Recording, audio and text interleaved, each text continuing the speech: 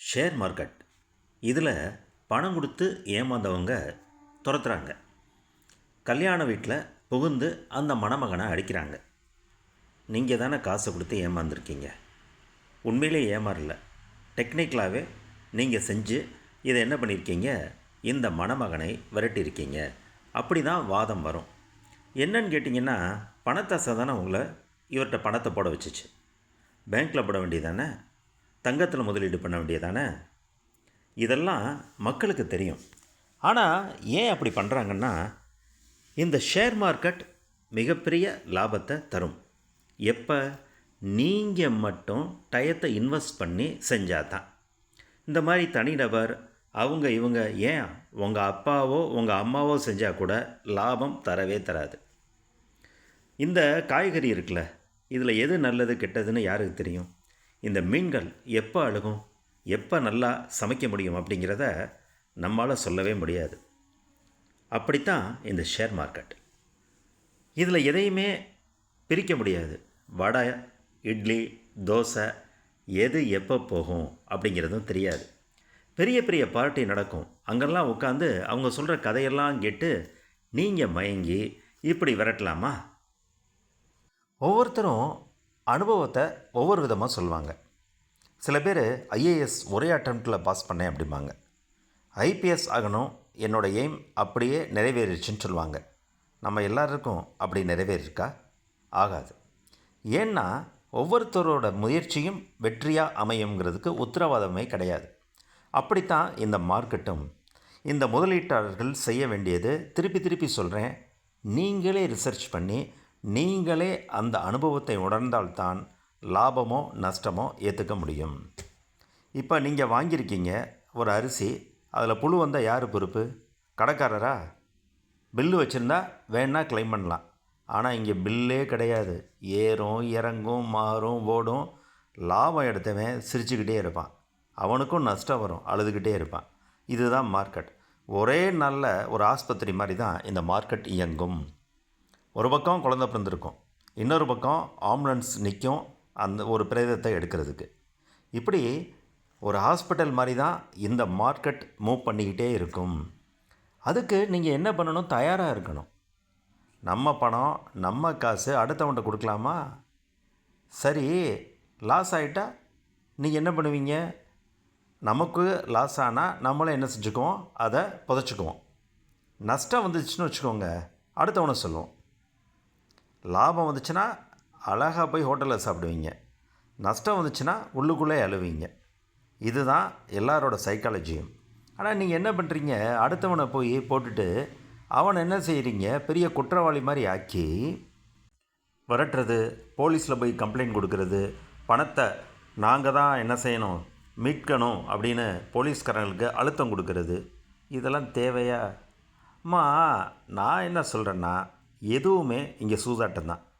வியாபாரமும் வேலையும் கூட. அங்கங்கே திறமையை காட்டுறோம், பலன் கிடைக்குதா? கிடைக்கவே கிடைக்காது. அதாவது நேரம். அப்படி தான் நம்ம நினச்சிக்கணும். இந்த உலகமே ஒரு பெரிய சூதாட்ட மேடை ஆயிடுச்சு இப்போ.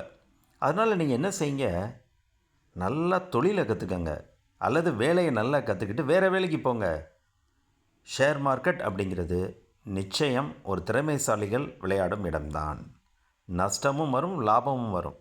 அது டீ கடை வச்சுருக்கிறவரும் பார்க்குறாரு, ஒரு பெரிய வைரக்கடை வச்சுருக்கிறவரும் பார்க்குறாரு. அந்த ரிஸ்க் டேக்கிங் இருக்குது பார்த்திங்களா, அது எவ்வளவு நாளைக்கு அப்படிங்கிறது தான்.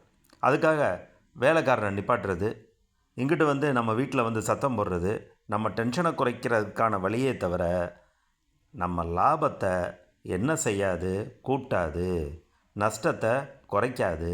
நீங்கள் என்ன பண்ணுங்கள், தொடர்ச்சியாக உங்களுடைய வழியில் அதை பயன்படுத்தி நஷ்டத்தை சந்திங்க, லாபத்தை சந்திங்க. அதை நீங்கள் மற்றவங்களுக்கு சொல்லிக் கொடுங்க. ஆனால் சொல்லிக் கொடுத்த எல்லாரும் வந்து என்ன ஆக மாட்டான், பெரிய ஆளாக மாட்டான்.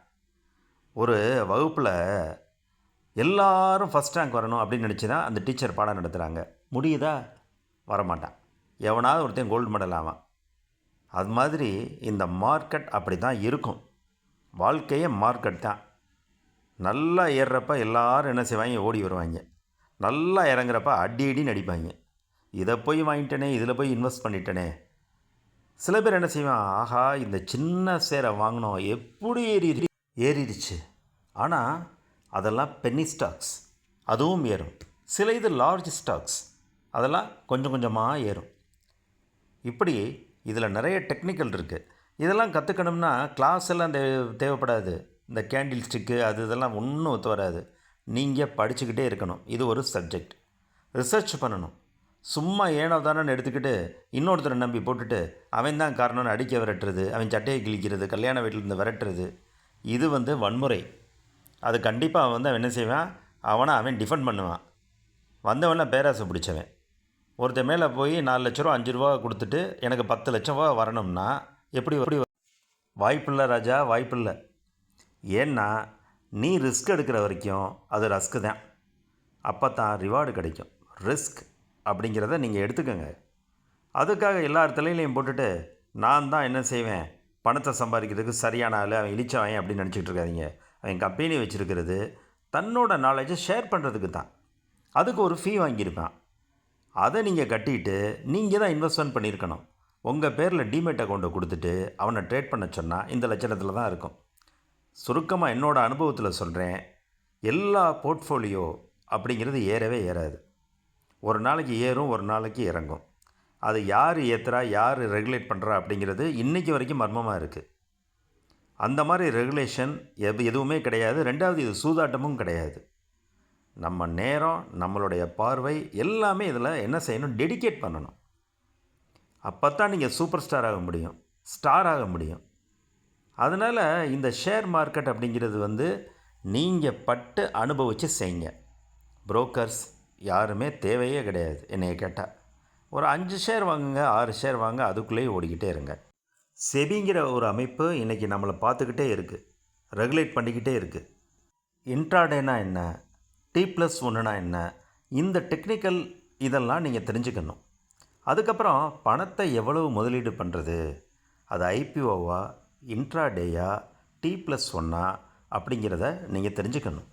தெரியாமல் போட்டுட்டு 3:20க்கெலாம் நீங்கள் படுற பாடு இருக்குல்ல, அது இன்பமும் துன்பமும் அனுபவிக்கிற ஒரு இடம் இன்ட்ராடேயை பொறுத்த வரைக்கும். அதுக்கெலாம் ரெடி அப்படின்னா இதை ஃபுல் டைமாக பண்ணுங்கள். இல்லைன்னா லாங் டேர்ம் எடுத்துக்கோங்க. T+1 அதுதான் சேஃப். அப்புறம் அவர் சொல்கிறாரு, இவர் சொல்கிறாரு அப்படின்னு எந்த ஷேரையும் வாங்கவே வாங்காதீங்க. அது கதைக்காகாது. யாரும் இங்கே ஜோசியக்காரங்களே கிடையாது. நீங்களே லேர்ன் பண்ணுங்கள். சில ஷேர்ஸ் எடுத்துக்கோங்க, லேர்ன் பண்ணுங்கள். அப்போ தான் என்ன ஆகும், உங்களுக்கு அதோட பேசிக்ஸ் தெரியும். ரெண்டாவது, இந்த கேண்டில் ஸ்டிக்கு இப்படி மூவ் ஆகுது, கர்வு இப்படி இறங்குது, அதெல்லாம் நமக்கு தேவையே கிடையாது. அதை தெரிஞ்சுக்கவும் முடியாது. அந்த மர்மம் இன்றைக்கி வரைக்கும் பெரிய எக்ஸ்பர்ட்ஸ்னால் மட்டும்தான் முடியும். அவங்களும் சம்பாரிச்சிருக்காங்களா அப்படிங்கிறது கேள்விக்குறி தான். இது ஒரு நல்ல பிஸ்னஸ். என்னைய கேட்டால் நான் என்னுடைய அனுபவத்தில் சொல்லுவேன், பிஸ்னஸ் மேனை பார்த்தா பெஸ்ட். இப்போ டீ போட்டிருக்கோம், ஒரு 100 டீ போடுறோம், அன்றைக்கி 10 தான் விற்கிது. அடுத்த நாள் 1000 டீ போட ஆர்டர் வருது. அந்த ஆர்டரை நீங்கள் என்ன செஞ்சுக்கிறீங்க, இந்த 10 டீ விற்றதோட நீங்கள் செட் ஆஃப் பண்ணிக்கிறீங்க. இப்படி நடந்தால் தான் இந்த பிஸ்னஸ் நல்ல பிஸ்னஸ். அதனால் ஷேரில் எல்லோரும் இறங்கணும். குறிப்பாக பெண்கள், அவங்களுக்கு தான் நிறைய நேரம் இருக்குது. அதனால் செய்யுங்க. ஆண்கள் அதை என்கரேஜ் பண்ணணும். நீங்கள் சம்பாதிக்கிறத கொஞ்சம் அவங்கள்ட்ட கொடுத்து ட்ரேட் பண்ண சொல்லுங்கள். அவங்க ஈஸியாக கற்றுக்குறாங்க. ஏன்னா இப்போ நிறைய பெண்கள் படித்தவங்க.